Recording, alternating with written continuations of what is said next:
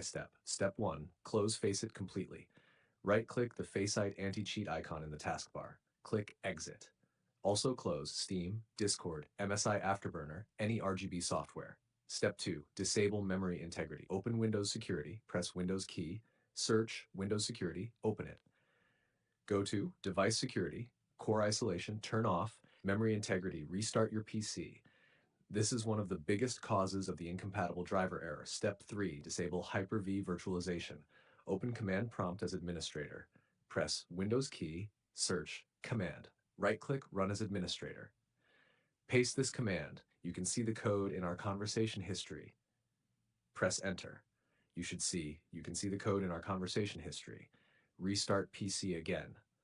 Step 4. Remove problematic programs.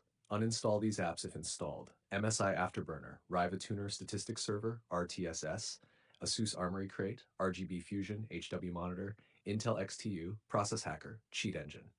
How to uninstall. Press, you can see the code in our conversation history. Type, you can see the code in our conversation history.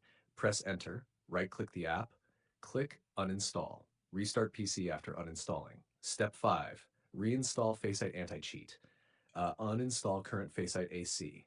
Go to, you can see the code in our conversation history. Remove FACEIT Anti-Cheat. Step 6. Delete remaining FACEIT files. Delete these folders manually. You can see the code in our conversation history, and you can see the code in our conversation history. Step 7. Download latest FACEIT AC. Download from official site, FACEIT Anti-Cheat download. Step 8. Install as administrator. Right-click Installer, click Run as administrator, finish installation. Next, step 9, enable secure boot, restart PC, and enter BIOS. Usually del key, F2 key equals secure boot equals on, TPM 2.0 equals on, save and exit BIOS. Step 10, launch FACEIT AC. Now open FACEIT AC Steam CS2. The error should be fixed. If error still appears, the pop-up usually shows a driver name like rtcore64.sys.sys, iqvw64e.sys. That exact file tells what is causing the issue.